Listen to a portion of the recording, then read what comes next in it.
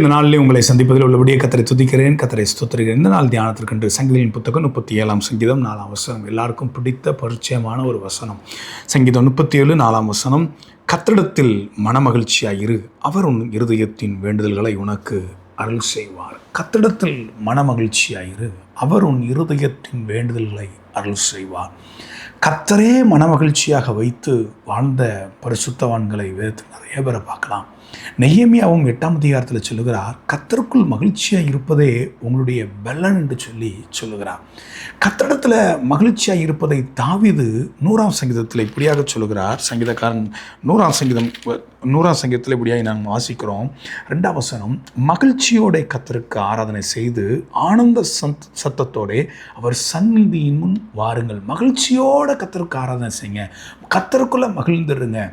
119ஆம் சங்கீதத்தை எழுதின அந்த ஆக்கியோன் அவர் சொல்லுகிறாரு, உமது வேதம் என் மனமகிழ்ச்சியாக இல்லாதிருந்தால் என் துக்கத்தில் அமர்ந்து போயிருப்பேன். இங்கே கர்த்தரை மகிழ்ச்சியோடு ஆராதனை செய்யுங்க.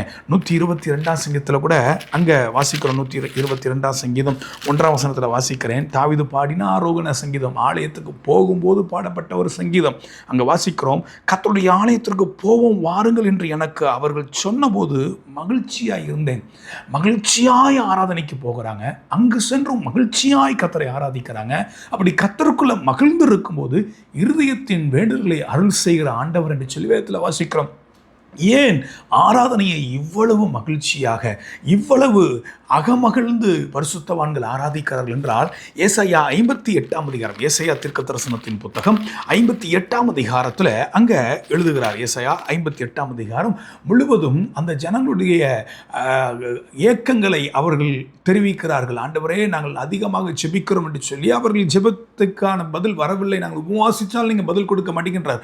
ஆண்டவர் அங்கே எப்படி உபவாசிக்க வேண்டும் என்று சொல்லி 58ஆம் அதிகாரத்தில் சொல்லிக் கொடுக்கிறார். சொல்லிட்டு கடைசியாக 2 வசனத்தில் அழுத்தமாக ஒரு காரியத்தை சொல்லுகிறார். வாசிக்கிறேன். 13ஆம் வசனம், ஏசாயா 58:13. என் பரிசுத்த நாளாகிய ஓய்வு நாளிலே உனக்கு இஷ்டமானதை செய்யாதபடி உன் காலை விளக்கி உன் வழிகளின்படி நடவாமலும் உனக்கு இஷ்டமானதை செய்யாமலும் உன் சொந்த பேச்சை பேசாமலும் இருந்து ஓய்வு நாளை மனமகிழ்ச்சி நாள் என்றும் கர்த்தருடைய பரிசுத்த நாளை மகிமையுள்ள நாள் என்றும் சொல்லி அதை மகிமையாக எண்ணுவாயாக. அப்பொழுது கர்த்தரிடத்தில் மனமகிழ்ச்சியாயிருப்பாய், பூமியின் உயர்ந்த இடங்களில் உன்னை ஏறி இருக்கும்படி பண்ணி உன் தகப்பனாகிய யாக்கோபுடைய சுதந்திரத்தால் உன்னை போஷிப்பேன். கர்த்தருடைய வாய் இதை சொல்லிட்டு, பூமியின் உயர்ந்த இடத்துல நான் உன்னை ஏறி வர பண்ணுவேன். கர்த்தருடைய நாளை நீ மகிழ்ச்சியா எண்ணுவாயனா, நீ அந்த நாளை மனமகிழ்ச்சியா கர்த்தருக்குள்ள நீ மகிழ்ந்து பரிசுத்த நாளை சபைக்குடி வருகிறத நீ மகிழ்ச்சியாய் கர்த்தருக்கு ஆராதனை செய்யும் போதுதான் வேதத்தில் வாசிக்கிறோம், அப்பொழுது கர்த்தரிடத்தில் மனமகிழ்ச்சியாக இருப்பா. நீ அப்படி கர்த்தரிடத்தில் மனமகிழ்ச்சியாக இருந்தனா பூமியின் உயர்ந்த இடங்களில் உன்னை ஏறி வர பண்ணுவார்னு சொல்லிட்டு சொல்றாரு. உன் தகப்பனாக யாக்கோபுடைய சுதந்திரத்தால் உன்னை ஆசீர்வதிப்பேன், உன்னை போஷிப்பேன், யாக்கோபுடைய சுதந்திரத்தால் உன்னை போஷிப்பேன். கர்த்தருடைய வாய் இதை சொல்லிட்டுன்னு சொல்றாரு. யாக்கோபுடைய ஆசீர்வாதம் எப்படி இருந்தது? ஆதியாகமத்தின் புத்தகம் 49ஆம் அதிகாரத்தில் அங்கே யாக்கோபு தன்னை குறித்து அங்கே சொல்லுகிறார். ஆதியாகமத்தின் புத்தகம் 49ஆம் அதிகாரம் 12 குமாரர்களுடைய சுபாவங்களை சொல்லிவிட்டு அவர்களை ஆசீர்வதிக்கிறார். அங்கே தன்னுடைய ஆசீர்வாதத்தை குறித்து சொல்லும்போது அவர் இப்படியாக சொல்லுகிறார். 26ஆம் வசனம், 49, 26. உன் தகப்பனுடைய ஆசீர்வாதங்கள் என் பிதாக்களுடைய ஆசீர்வாதங்களுக்கு மேற்பட்டதாக இருந்தது, நித்திய பர்வதங்களின் முடிவு மட்டும் எட்டுகின்றன. அவைகள் யோசேப்புடைய சிரசின் மேலும் தன் சகோதரில் விசேஷித்தவனுடைய உச்சந்தலின் மேல் வருவதாக. யாக்கோபு தன்னை குறித்து சொல்லும்போது சொல்லுகிறாரு, உன் தகப்பனாகிய என்னுடைய ஆசீர்வாதம் என்னுடைய முற்பிதாக்களை காட்டில் என் பிதாக்களுடைய ஆசீர்வாதங்களுக்கு மேற்பட்டதாக இருந்தது. நல்லது. ஆனால் அடுத்த வார்த்தை ரொம்ப கவனிக்கணும். நித்திய பர்வதங்களின் முடிவு மட்டும் எட்டுகின்றன.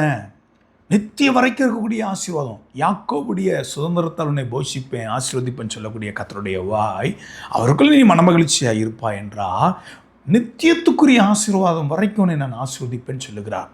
தேவ பிள்ளைகளாகிய நீங்களும் நானும் கர்த்தருக்குள்ள மகிழ்ச்சியாக இருப்பதற்கு, கர்த்தருடைய பரிசுத்தத்துக்குள்ள மகிழ்ச்சியாக இருப்பதற்கு, அந்த பரிசுத்த நாளை கர்த்தருடைய சபை கூடி வருதல, கர்த்தருடைய ஜனங்களோடு தேவனை தொழுது கொள்கிறத நாளை நம்ம எப்படி மகிமை நாளாக எண்ணுகிறோமா, இல்லை அதை நம்ம எப்படி அனுசரிக்கிறோம்?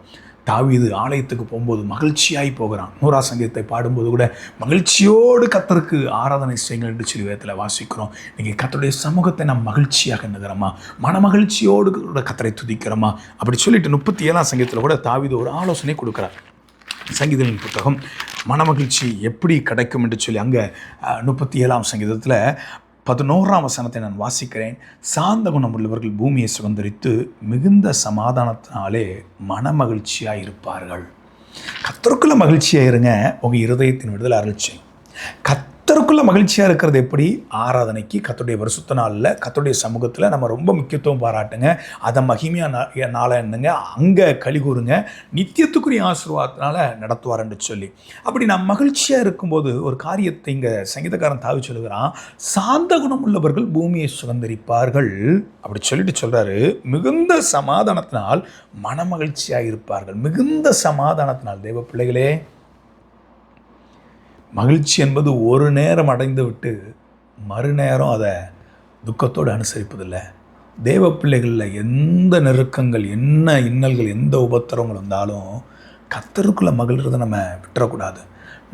நாம் இருக்கக்கூடிய ஸ்தலம், நம்ம வீடு சமாதானமாக இருக்க வேண்டும் என்றால் நம்மிடத்தில் ஒரு சுபாவம் வேண்டும். சாந்த குணமுள்ள ஒரு சுபாவம்.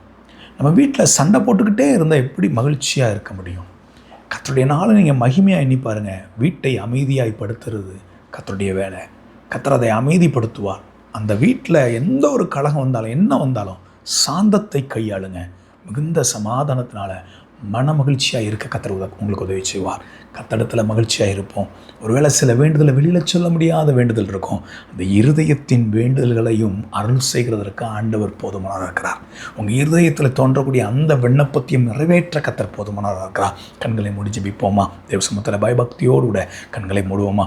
தகப்பனே, உங்கள் நன்றியோடு கூட துதிக்கிறோம், நாங்கள் ஸ்தோத்தரிக்கிறோம். இந்த சத்தத்தை கேட்கக்கூடிய இந்த தருணத்தில் எங்கள் ஒவ்வொருவருடன் நீங்கள் இடைப்பட்டிருக்கிறீங்க ஆண்டவரே.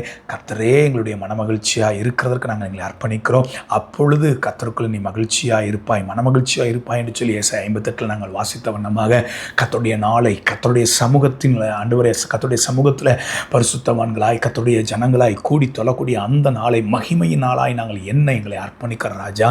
ஆண்டவரே, அதிலே நாங்கள் களி கூறுகிறோம். கர்த்தருடைய ஆலயத்துக்கு போவோம் வாருங்கள் என்று சொன்ன போது மகிழ்ச்சியாக இருந்துன்னு சொல்லுகிற வண்ணமாக மகிழ்ச்சியோடு அதை அனுசரிக்க தேவனுடைய ஆசீர்வாதத்தை பெற்றுக்கொள்ள ஆண்டவரை யாக்கோபுடைய சுதந்திரத்தால் உன்னை போஷிப்பே நீங்கள் சொல்லியிருக்கிறீங்க ஆண்டவரை. பூமியின் உயர் ஸ்தலங்களில் ஏறி வர பண்ணுவேன் எங்களுக்கு வாக்கு பண்ணியிருக்கிறீங்க ஆண்டவரை. அந்த நித்தியம் வரை கேட்டக்கூடிய ஆசீர்வாதத்தை சுதந்திரிக்கக்கூடிய சுபாவமுடையவர்களை எங்களை மாற்றுங்க ஆண்டவரே.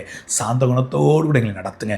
எங்கள் வீடும் எங்களுடைய கூடாரமும் எங்களுடைய ஸ்தலமும் ஆண்டவரை சமாதானத்தால் நிறைந்திருக்கிறதுக்கு அர்ப்பணிக்கிறோம். கர்த்தருடைய நாமத்தினால் ஆண்டவரை, கர்த்தருடைய ஊழியனாக இந்த சத்தத்தை கேட்கிற ஒவ்வொருவரையும் மனதார ஆசீர்வதிக்கிறேன். எல்லாருடைய வீட்டிலும் இளைப்பாறுதல் உண்டாகட்டும், சமாதானம் உண்டாகட்டும். ஆசீர்வதிக்கிறேன் இயேசுவின் மூலம் பிதாவே. ஆமென், ஆமென்.